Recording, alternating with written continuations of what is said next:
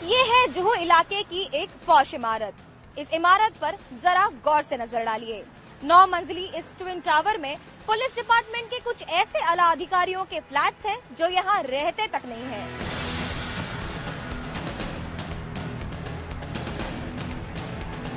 ऐसी बिल्डिंग जिसमें health club, swimming pool और सेंट्रलाइज्ड एयर कंडीशनिंग की व्यवस्था हो और हर फ्लैट 2500 स्क्वायर फीट का हो, फिर भी उसमें आपका रहने का मन ना करे, ये बात कुछ हजम नहीं होती।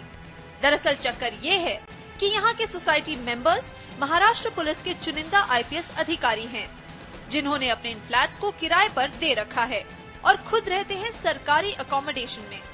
1974 में जुहू में पुलिस क्वार्टर्स बनाने के लिए एक प्लॉट सुरक्षित किया गया। इस प्लॉट को सन 2001 में तत्कालीन पुलिस कमिश्नर एमएन सिंह ने होम डिपार्टमेंट से असुरक्षित कैटेगरी में करवा लिया, ताकि वहां आईपीएस ऑफिसर्स के कोऑपरेटिव सोसाइटी का निर्माण किया जा सके। और दलील ये दी गई कि जब 26 साल से यहाँ कोई क्वार्टर्स नहीं बने तो अब क्या बनेंगे। नतीजतन करीब 3872 स्क्वायर मीटर का प्लॉट, जिसकी कीमत उस वक्त रेवेन्यू डिपार्टमेंट ने 11 करोड़ रुपए आंकी थी, उसे महज 77 लाख रुपए में इस सोसाइटी के हवाले कर दिया गया।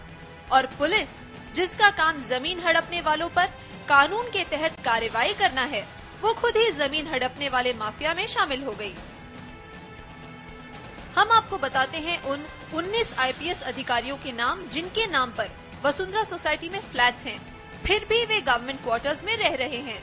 लिस्ट में सबसे पहले हैं एस जगन्नाथन, संजय सक्सेना, रश्मि शुक्ला, सुबोध के जायसवाल, अर्चना त्यागी, देवेंद्र भारती, सदानंद दाते, एवी परसनिस, परमवीर सिंह, दिलीप श्री राव, प्रज्ञा सरवदे, हेमंत नागराले, सुरेश ए कक्कर, बिपिन बिहारी, बिपिन कुमार सिंह, डी कनकरत्नम, डॉक्टर के वेंकटेशम और गुलाब राव डीपोल। इसके अलावा कुछ ऐसे भी नाम हैं जिनके नाम पर इस सोसाइटी में फ्लैट हैं, पर वो मुंबई के बाहर रहते हैं। वीवी Lakshmi Narayan, K Pathak, Prabhat Ranjan, S N Pandey, Ranjit Mohite Patil, P N Dixit, Jayjit Singh, Rajendra Singh, V D Mishra और वीवी पंसलकर। और हद तो ये हो गई कि सोसाइटी में एक flat Shreyas home management private limited नाम की कंपनी को दिया गया है, जिसके डायरेक्टर 2 आईपीएस अफसर परमवीर सिंह और पद्मनाभन की पत्नियां हैं। मुंबई पुलिस फोर्स के 42,000 पुलिसकर्मियों में से करीब 50% यानी 21,000 पुलिसकर्मियों के पास खुद के घर नहीं हैं और वो किराए पर तंग और खस्ता हाल कमरों में रहने को मजबूर हैं। और उनकी मजबूरी की एक वजह है इन पुलिसकर्मियों के आकाओं की ऐसी पॉश सोसाइटीज जो उस जमीन पर बनी है जहां उनके सपनों का घरौंदा होना चाहिए था। पुलिस का एक डिपार्टमेंट है पुलिस हाउसिंग कॉर्पोरेशन, जो कि हर वक्त इस जद्दोजहद में रहता है कि कैसे और कहां पुलिस क्वार्टर्स के लिए जमीन का जुगाड़ किया जाए। और जिन आईपीएस ऑफिसर्स ने यहां पर अपना आशियाना बनाया है, उन्होंने इस हाउसिंग कॉर्पोरेशन को इस जगह की भनक तक लगने नहीं दी। लेकिन हम आपसे वादा करते हैं कि 500 करोड़ घोटाले जैसे और भी स्कैम हम आपके सामने समय समय पर उजागर करते रहेंगे। कैमरा पर्सन पवन सिंह के साथ किमया पाटिल, समय मुंबई।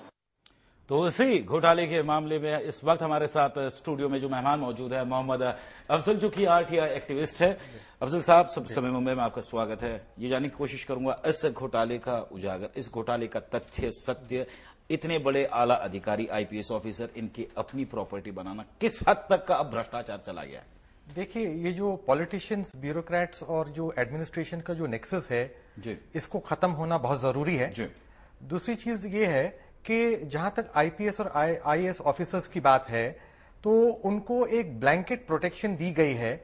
जो कुछ भी वो उल्लंघन करे तो उनके ऊपर कोई एक्शन लिया नहीं जा सकता है जब तक गवर्नमेंट उनको परमिशन ना दे जी।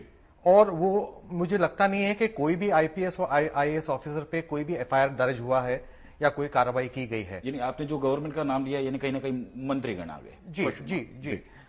जहां तक बिल्डिंग एंड मैं समझता हूं कि बिल्डिंग एंड प्रपोजल और बिल्डिंग एंड फैक्ट्री जो है वो एक ब्रीडिंग ग्राउंड है इलीगल कंस्ट्रक्शंस का। वहां पर आर्किटेक्ट्स और जो बीएमसी के बिल्डिंग एंड प्रपोजल और बिल्डिंग एंड फैक्ट्री के डिपार्टमेंट के जो ऑफिशियल्स है, उनका नेक्सस खत्म होना बहुत जरूरी है।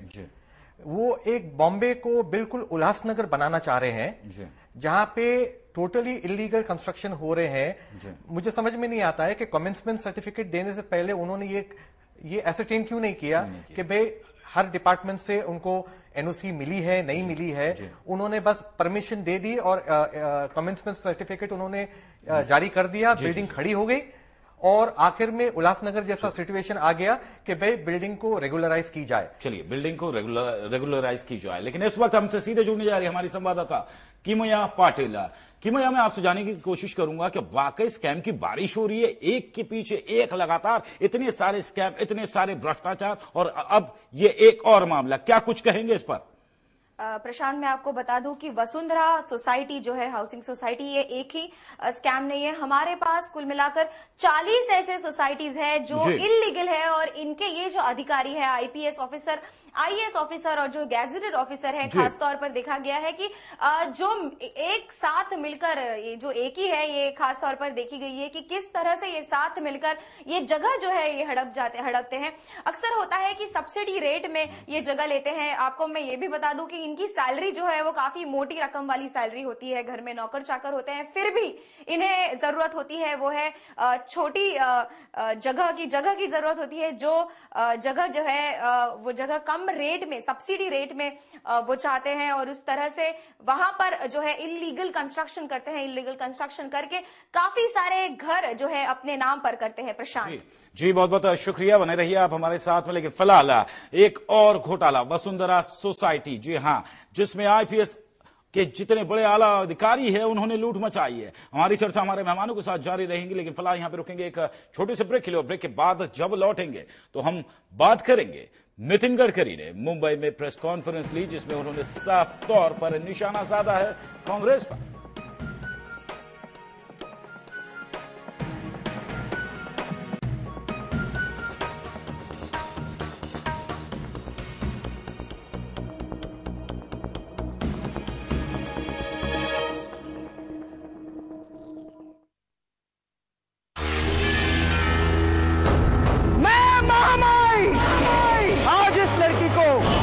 गंगा की सीट की परीक्षा पार कर अपनी पवित्रता साबित करनी होगी।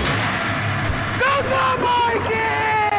गंगा की भीड़, सोमवार से गुरुवार रात 10 बजे। खूबसूरत दीवारों का राज, wall प्लास्ट wall putty. Wall putty का मतलब wall प्लास्ट। Wall प्लास्ट, one of the largest manufacturers of India. Action लेकर आया है टेसा MDFO पार्टिकल बोर्ड। लकड़ी की तरह इसका कुछ भी बनाइए, फिनिशिंग ऐसी कि सब देखते रह जाएं।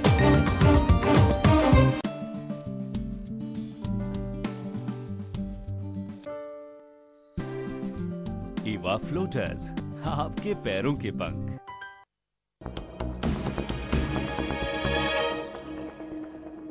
के बाद एक बार फिर आप तमाम दर्शकों का स्वागत है। बात करते हैं राजनीति की, तो बीजेपी के तेज तर्रार नेता और राष्ट्रीय अध्यक्ष नितिन गडकरी ने मुंबई में प्रेस कॉन्फ्रेंस ली, जिसमें उन्होंने साफ तौर पे कांग्रेस को निशाना साधा। उनका कहना है कि CWG और 2G स्पेक्ट्रम मामले में सबसे बड़ा घोटाला हुआ है और साथ ही साथ वो इसके ऊपर JPC की भी मांग कर रहे हैं और कई सारे ऐसे सवाल हैं जो उन्होंने सामने रखे हैं कांग्रेस खेमे पे। मैं पूछना चाहता हूं प्रधानमंत्री जी को कि ये जो पॉलिटिकल बॉसेस है इनके ऊपर कौन कार्रवाई करेगा? क्या देश की जनता को अधिकार नहीं है कि इनके ऊपर कौन कार्रवाई करेगा ये पूछने का? और अगर ये अधिकार है तो इनके लिए आप जॉइंट पार्लियामेंट्री कमेटी अपॉइंट करिए, क्योंकि ये वहां ग्रुप ऑफ मिनिस्टर इन्वॉल्व है। इनकी इंक्वायरी जॉइंट पार्लियामेंट्री कमेटी कर सकती है, इसलिए उसको स्वीकार करिए। ये मेरी प्रधानमंत्री से मांग है। सचिन जी, क्या क्विक रिएक्शन रहेगा जिस प्रकार से जो जांच की मांग की जा रही है? अपने 10 सवाल इन्होंने कांग्रेस खेमों को दिए, खास करके प्रधानमंत्री से वो जवाब चाहते हैं। देखिए, मैं नितिन गडकरी जी के बारे में कहना चाहूंगा, थोड़े से मैं पीछे लेकर जाना चाहूंगा आप लोगों को कि जब भी विलासराव देशमुख जी हमारे मुख्यमंत्री थे तो ऐसे ही आरोपों की बौछार वो करते थे और कोर्ट में जब जाना पड़ा तब वहां दिलगिरी व्यक्त कर लिए। तो इनको इतना मैं सीरियसली नहीं लेता हूं। राजनीतिक तौर पे इन्होंने जब भी विधान किए हैं उनको पीछे आना पड़ा है, तो ये तो सनसनाहट पैदा करने की उनकी पहले से आदत है। चलिए, और दूसरा मुतल्लिक मसला ये है कि एक और घोटाला जहां पर आईपीएस ऑफिसर, देखिए इसके बारे में मैं थोड़ा सा मैं उद्बोधन करना चाहूंगा जी। देखिए, कोई भी घोटाला अगर जिसको नाम दिया जाता है कि क्या सही मायने में इसके बारे में तथ्यों की जानकारी होती है। जी आज राज्य सरकार के जितने भी धोरण है, उसको कहते हैं हम लोग मार्गदर्शक तत्व, उनमें यह कहा गया है कि कोई भी, जैसे आप हो या अफजल जी हो, आप एज अ चीफ प्रमोटर कोई भी सोसाइटी आप फॉर्म कर सकते हैं जिसको नियोजित होता है, प्रपोज सोसाइटी फॉर्म कर सकते हैं, जिनके मेंबर चुनने का अधिकार अफजल जी को है या सचिन सावंत जी को है, और राज्य सरकार के सामने वो अर्जी दाखिल कर सकते हैं कि भैया ये ये जगह जो हम लोगों को चाहिए वो आप दे दीजिए और हम यहाँ सोसाइटी बना के हम लोग अपने घर वहां बनाना चाहते हैं। तो अशोक चौहान जी की आप पहली प्रेस कॉन्फ्रेंस देखेंगे तो उन्होंने भी यही कहा था कि इसके बारे में नॉर्म्स में चेंज करने आवश्यक है। जब तक नॉर्म्स चेंज नहीं होते तब तक ऐसी सोसाइटियां पहले से चलती आ रही हैं। आज तक क्या अभी जो मामला गर्म हो रहा है तो इसके लिए आपको ध्यान जा रहा है क्या ये सिर्फ आरटीआई के आने की वजह से हुआ है? देखिए, आरटीआई कांग्रेस की देन है जी। 2005 में जब आदरणीय हमारे नेता सोनिया गांधी जी ने जो ये विलिंगनेस दिखाया, उसी वजह से आज अफजल जी जैसे कार्यकर्ता भी आगे बढ़ के कोई अपना एक भले इसको हरी झंडी कांग्रेस ने दी हो, लेकिन कांग्रेस के लिए ही ये मुसीबत की मुसीबत नहीं है। देखिए, कांग्रेस ने जब 2005 में अपना मैनिफेस्टो भी 2004 में दिया था, तभी भी उन्होंने कहा था कि क्लीन गवर्नमेंट कांग्रेस देना चाहती है, ट्रांसपेरेंट गवर्नमेंट देना चाहती है, और ये ऐतिहासिक कदम कांग्रेस पार्टी ने उठाया, ऐसे पहले कदम नहीं उठाया था। ट्रांसपेरेंसी जो एक चाबी है जो लोगों तक पहुंची नहीं थी पहले, कि क्या चल रहा है हमारे बारे में, क्या निर्णय ले रहे हैं, वो फाइलों में बंद थे। आज आप खोल के देख सकते हैं कि क्या निर्णय हुआ है। चलिए, काफी सारे जिस प्रकार से अफजल साहब, मैं आपसे भी जानने की कोशिश करूंगा कि ये मान लिया जाए मुंबई शहर जिसे कंक्रीट का जंगल कहा जाता है, और इस कंक्रीट का जो दबदबा है वो है बिल्डर लॉबी, कहीं ना कहीं एक करप्शन यहीं से पैदा हो रहा है पूरा का पूरा। बिल्कुल, देखिए करप्शन तो हर लेवल पे है जी, मगर मेरा मानना यह है कि जैसे एक आम जनता का जो परसेप्शन था जी, कि जहां तक आपकी मिलिट्री बोलो या एयरफोर्स बोलो या जो जितने भी जो नेवी बोलो, ये तीन हमारे पिलर्स थे जी, ठीक है। अब ये अपने जाती मफाद के लिए जो भी ये समस्या जो खड़ी हुई है और जो करप्शन और जो एलिगेशंस जो हो रहे हैं, जिसमें कई हद तक सच्चाई भी है, तो ये चीज को लेके लोगों के दिल में अब शक हो गया है कि ये अपने मुफाद के लिए ये देश को भी बेच देंगे जी। तो ये बिल्कुल ऑब्जेक्शनेबल है। और जहां तक ये अधिकारियों की सवाल है, जो बिल्डिंग एंड प्रपोजल है, they are the main people who should be held responsible, because ये इनका काम था कि भाई कमेंसमेंट सर्टिफिकेट इशू करने से पहले वो हर तरीके से जांच लें कि फायर ब्रिगेड ने एनओसी दी है कि नहीं दी है, सीआरजेड मैनेजमेंट जो है उनके तरफ से एनओसी आए है कि नहीं आए, और जितने भी जो पैरामीटर्स हैं वो अडियर हुए हैं कि नहीं हुए हैं, ये उनका जिम्मा था। और आप देखेंगे कि 99% जो बिल्डिंग बॉम्बे में बन रही है वो बिल्कुल कहीं ना कहीं कॉम्प्रोमाइज हो रही है। चलिए, कॉम्प्रोमाइज है, यानी जितने भी प्रोजेक्ट्स हो रहे हैं कहीं ना कहीं कॉम्प्रोमाइज के मोड पर जरूर हो रहे हैं ये प्रोजेक्ट्स। लेकिन महाराष्ट्र में कांग्रेस पार्टी की मुसीबत कम नहीं होती नजर आ रही है। आदर्श मामले के बाद अब विरोधी पार्टियां कांग्रेस नेता नारायण राणे पर अपना निशाना साध रही है। नारायण राणे के खिलाफ शिवसेना के नेता सुभाष देसाई ने बांद्रा के कलेक्टर से मुलाकात की और ये मांग की कि नारायण राणे ने जो जगह कई शर्त भंग कर लीज पर ली है, उस जमीन को सरकार अपने कब्जे में ले ले।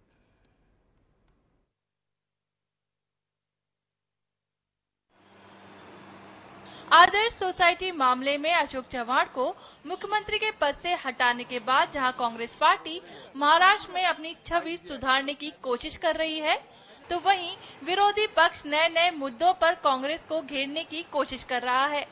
शिवसेना ने अब कांग्रेस के एक और नेता नारायण राणे पर धोखा देने का आरोप लगाया है। सिंधुदुर्ग शिक्षण प्रसारक मंडल के नाम पर नारायण राणे ने जो जगह ली थी उसकी शर्तें तोड़ी हैं। इस मामले में शिवसेना ने बांद्रा कलेक्टर से मुलाकात भी की। इन्होंने जमीन ली थी सिंधुदुर्ग वासियों के लिए, हम एक वास्तु बनाना चाहते हैं, वास्तु बन गई। उसके जो उद्देश्य दिए गए हैं वो जो उनके मेमोरेंडम में है, उसमें लिखा है कि सिंधुदुर्ग के लोगों के कल्याण के कार्य वहाँ होंगे, शैक्षणिक कार्य होगा। कोई कार्य वहाँ नहीं हो रहा है, सिर्फ कमर्शियल धंधा का काम वहाँ हो रहा है और दारू का बार चलाया जाता है। 3-3 लाख रुपए रोज का भाड़ा बैंक्वेट हॉल देने के बाद लिया जाता है। तो